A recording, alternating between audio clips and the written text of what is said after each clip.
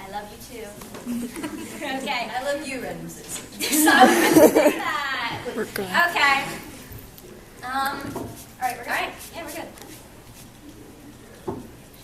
So, oh, well, it's an honor to see so many people. I'm seeing some new faces, some old faces, some strange faces, other faces. We're all okay here. Oh, how to even begin? There's so much diversity here. I don't even think I can begin on one subject here. I guess the best way to begin is, well, deep down, look to your brother, look to your neighbor, everyone around.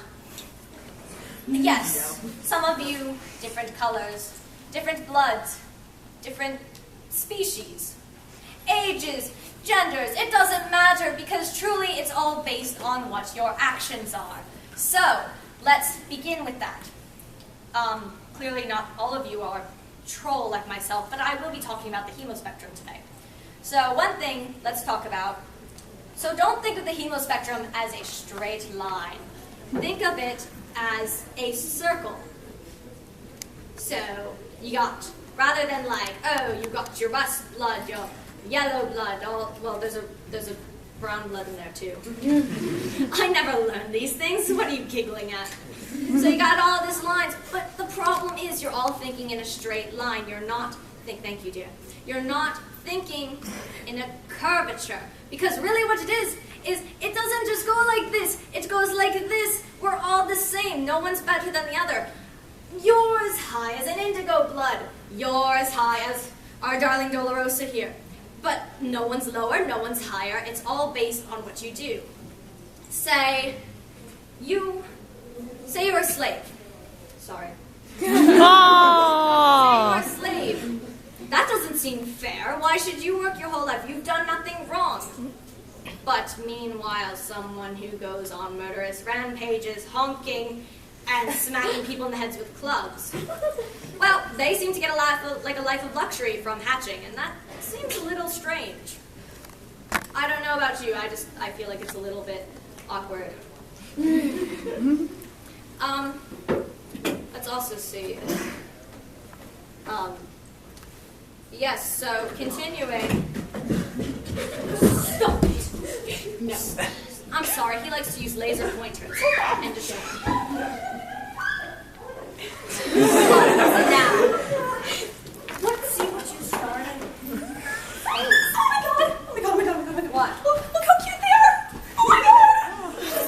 Please, can we keep them, please? Dear, Please, look at me. Please. What did I tell you about bringing home stray creatures? I don't take them alive. It's easier when they're dead. Okay. How many are there? I don't know. You didn't even count? No. I don't even know what that one is in the back. Don't give me those eyes. Sweetie? Fine. They can stay. Come on, guys. See what I give into. Quadrantless love. What are you going to do? There's so many of them. Those aren't even trolls. I thought we were leaving.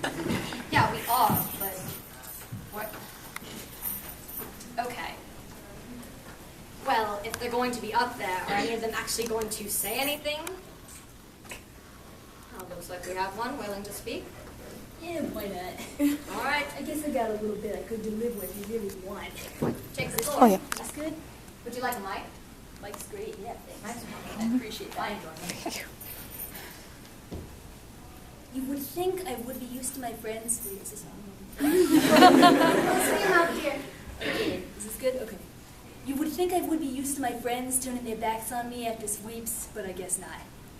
Don't get me wrong, I love them, I really do. But it's just, it's cool, right? Whatever. I think I am no worse than any of them, any of my friends, and I don't understand why I'm being treated so rough.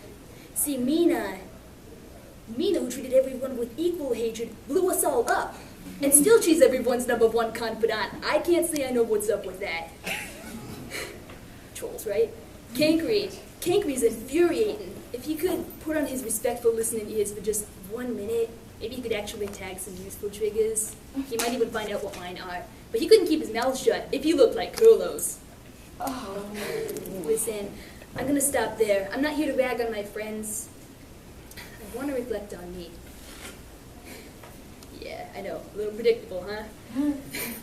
Well, since I was a little grub, I've been a little bit unwanted. Okay, so I'm a little outgoing, persistent, but if you try hard enough, if you try enough times, you've got to succeed. Am I right? But it occurs to me now, thinking about it, that they say the very definition of crazy is doing the exact same thing a million times and expecting a different result. I'm not the scientist in my family, as maybe you can tell. After meeting the humans, I finally realized what's been wrong with me my whole life. I stood out among trolls like a squib at the Ministry of Magic, and I was twice as ignored. I couldn't care less about skin the color of ash. What has it ever done for me? How about my fins, my blood color? I'm just as alone as I would be almost any other way. Look at these lightning bolts atop my head. Who am I kidding? They don't belong. I don't belong. I think I should be human. Aww. Who am I kidding? I mean, maybe it's just my soft side talking, but I don't see why people can't understand. I'm a nice guy. I say my figurative prayers every night before I go to bed and all that jazz. I mean, but in the end, I think what scares me most about this whole thing is the terrifying possibility that maybe somehow I'm just making this up because I want someone to care about me. But I don't think that invalidates my feelings. All I want in my life is a Sandra D to my Danny Zuko. I want a pink lady to my T-Bird, if you get the drift. Right now, I want a cigarette. Maybe for the first time I'll actually light up. I'm done.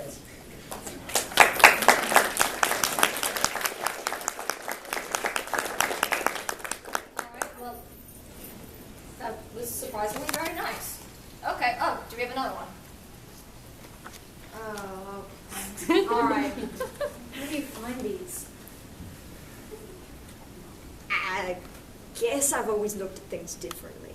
Like, I don't know for sure, but I seem to be able to find something special in everything. Like, I guess that's not a realistic way to look at the world, but however Carcat would put it. But I think it might be a better one. See, everything's a miracle. The way the shadows play on the walls, and the way the moons sparkle and glow, their halos of light flickering around them. The magical, hollow echoing sound that rattles through air vents. And the way my Moirail's words take up the screen, large and gray and more tangible than anything I've ever seen in my life. But there I go again. Rambling off into something irrelevant that no one cares about, filling up your time with words that you'll forget in a few minutes. Inconsequential, just like me.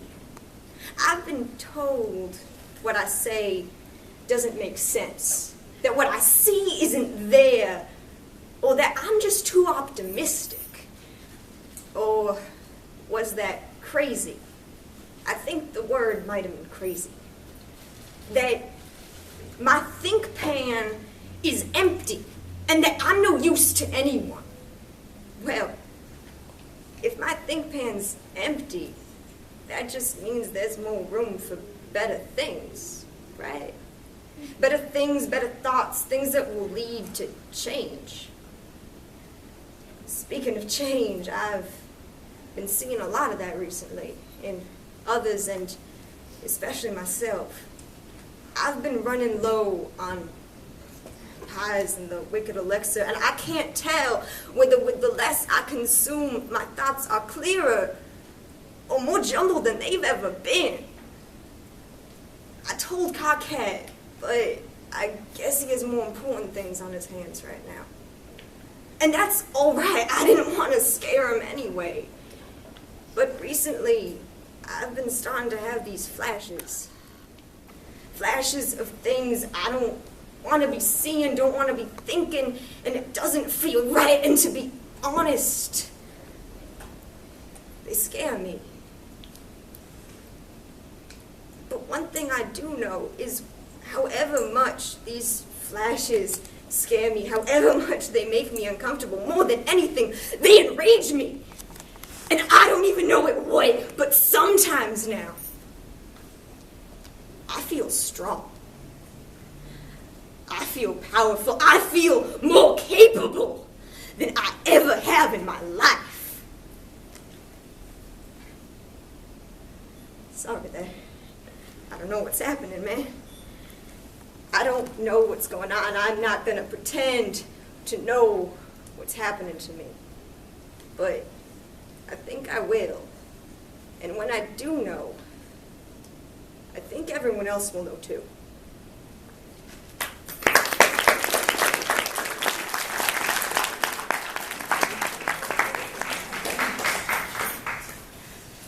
Well, all right, those are very beautiful. Is there anyone else who'd like? I have something to say. Oh, go ahead, dear. I'm going to sit here if that's okay. And then you take the floor this time. Please, that's my lady up there.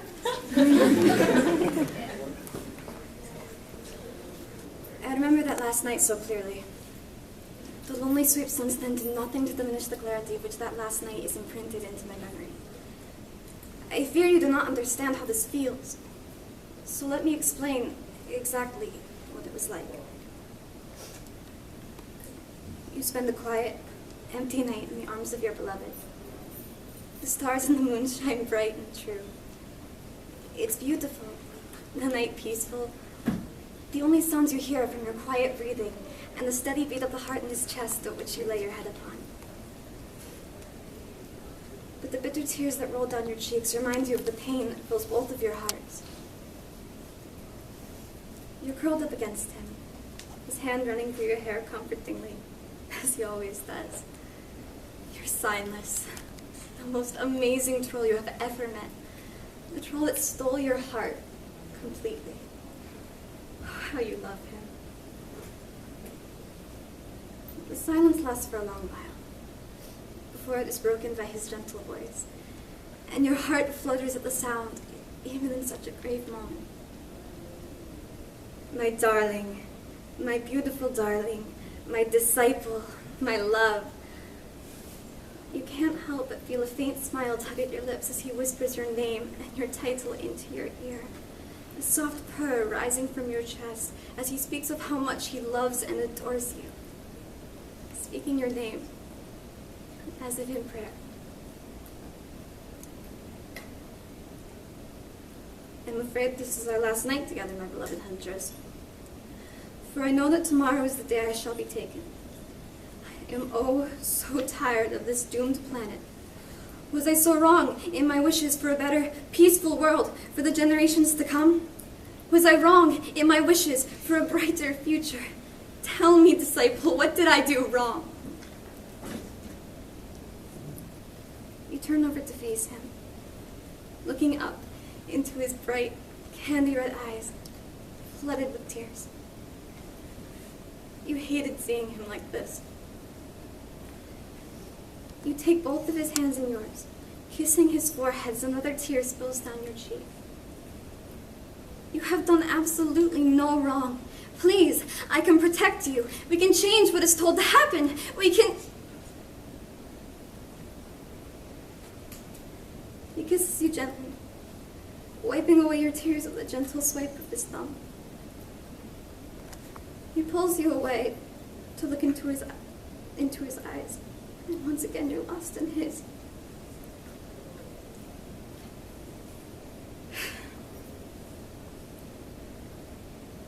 I am leaving tomorrow for my final sermon, but I want you to stay here. Do you understand? Do not follow me. They will be sending out guards to find and capture me. There is no need for you to put yourself in danger. Do you promise me? He knows that you'll say no. And looking into his eyes, it breaks your heart to lie to him. Of course I'll stay, but promise me, you'll come back for me? You lied to him, the way that he is going to lie to you. Don't I always? Not this time!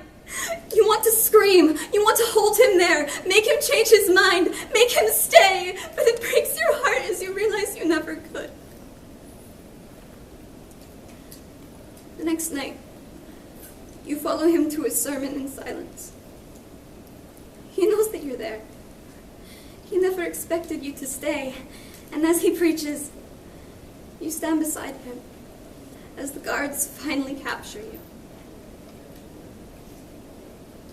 You watch as he is tortured and hung from the red-hot irons, stripped of his pride and displayed as a mutant, but even then, you still saw your silence. Bloody and beaten, but the fire in his heart was still there as he spoke his final sermon.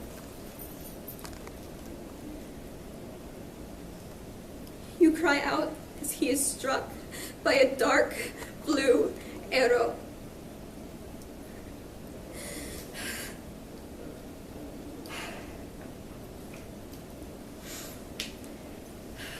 Sobs claw at your throat as you fight to move towards him, to help him through this pain, to hold him once more before he's finally gone from your life. You scream in pain as a red fire lights up the square and the dark black smoke and the scent of burning flesh sears into your senses, forever to haunt your memory as they burn him.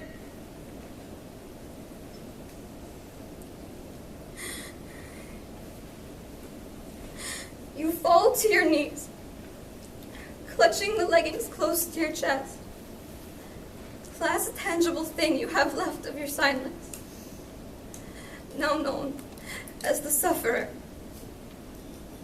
Oh God, how you hate that name! You look up into the eyes of the executioner, wishing for nothing more than for him to end this pain, to kill you now so that you may rejoin your beloved silence, but he lowers the arrow he had pointed at your chest, where your broken heart lay heavy. He wouldn't do it. He wouldn't do it! He tilts his head away from the bloody scene before you, telling you to leave. You should have known. Silence's last gift to you. But you didn't want this. How were you supposed to live without him? Still, you knew it was up to you to keep his word alive. You were the last one who could. And so, with a heavy heart, you flee, running until you collapse into the place that held the most memories, the cave where you spent your last night with him. From then on, you spend your days writing until your fingers are raw, the words of your silence on the walls of that cave, waiting for the day that you can leave that wretched husk of a body, waiting for the day you die, and waiting for the day that the Savior will turn you so desperately needed, and finally take you home.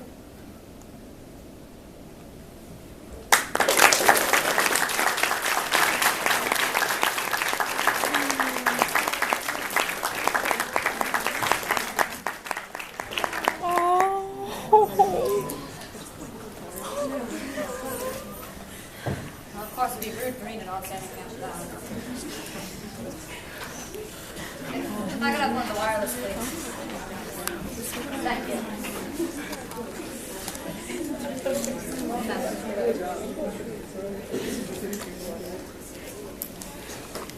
Love. They say it's an eternal love. It's used a lot of times. But because they say it's eternal, is it really? They say if it's strong, it'll stay forever. But how strong does it have to be? Stronger than death? Stronger than the flame of revolution? At one point, I thought I had experienced such love. That my emotions for one individual could not be torn apart. Not by high bloods. Not by the people who scourged my existence. I thought they could never tear down our revolution. I don't even think that's the proper word for it, but that's what it's become, hasn't it? A revolution, not a movement of peace, which is what it was, until we gathered a group of unruly trolls who used their hatred and marred my visions. Yes, you all called me crazy. You thought I was an upstarter, that I was predicting scenes of the future destruction of our planet because I wanted to get my giggles out, because I thought that it would scare you all. Well, you know what? Maybe I did mean to scare you all. Because it didn't matter whether or not my visions of meteors were to be true or not. That the fire I saw burning all of your bodies was true. Because you were going to doom yourselves. You were going to extinguish any sense of compassion you had. And isn't that just worse than death? I have experienced a relationship with many a troll. If you came up to me, never once did I turn you away. Never once did my hand fly. I ran. I was a coward. Yes, maybe I was. Maybe I should have led a rebellion rather than a movement. Maybe I should have extinguished every high blood on this planet. But you know what? Violence doesn't solve violence. There's a successor that came after me that didn't believe that. And look what happened. There are no more adult trolls on this planet. Only innocent children. And do you know what happened after that? Those innocent children burned. They burned. They burned in the fires I predicted. You called me crazy. You exiled that troll. That troll you see standing there. I didn't appreciate her. I knew I shared a romantic relation that went beyond the quadrants. Our passion was... I'm going to try to explain it to you. I don't think you'll understand. It went beyond any boxed-off definition of attraction. Moments were as warm as flushed, yet our strength was as strong as the bravest Moor Legion's bond. And there were even moments where our fights trespassed into collisionist results. But that didn't matter. None of it mattered. Nothing I said ever mattered. Because you didn't want to change. You were afraid of me. You weren't even afraid of me. You saw me as a joke. Some of you were afraid of me. Some of you were on my side and tried to kill me before. You tried to kill them. You tried to kill everyone because you were scared of the change that I was bringing about. You were afraid I was going to get you killed. But you know what? Sometimes to win things, you can't be a coward. And sometimes it takes to be a coward to survive and continue the effort. I don't fight. That doesn't make me a coward. That makes me smart. Though maybe I'm not smart. Maybe I am a coward. Considering I didn't even see my own death coming. I mean, I did. I knew I was to die. I knew it. I knew it in my head. But my pride, my stupid, stupid pride, it kept me from accepting it. I knew of the danger waiting for me that night. I knew of it. And yet, I couldn't believe it. Logic fought against disbelief. And you know what ended up winning? My own false sense of security. Never for a moment did I consider that I was to die that very next day. Never for a moment did I think about what would happen to the others. I told them to stay behind. Did I really think that was going to work? No, but I still went anyways. And I still believed they would stay behind anyways, even though I knew they wouldn't. Maybe I'm cruel. Maybe I'm stupid. Maybe I'm a god coward.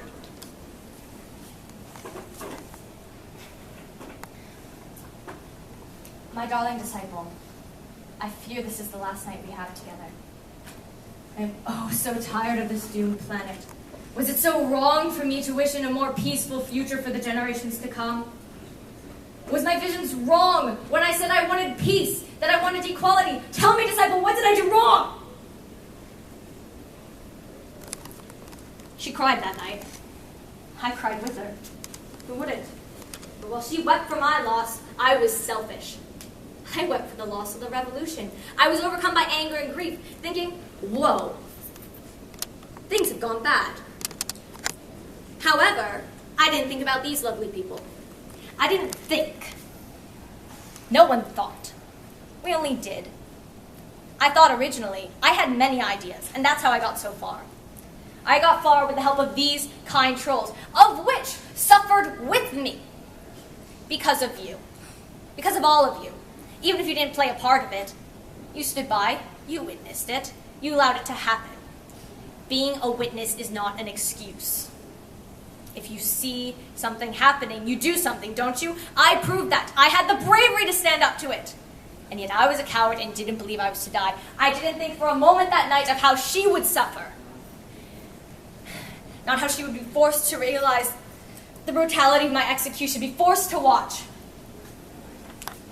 Never for a moment did I think about the sweeps upon sweeps and exile she would face on my head. Even after I was gone, they would all still suffer for thousands of sweeps.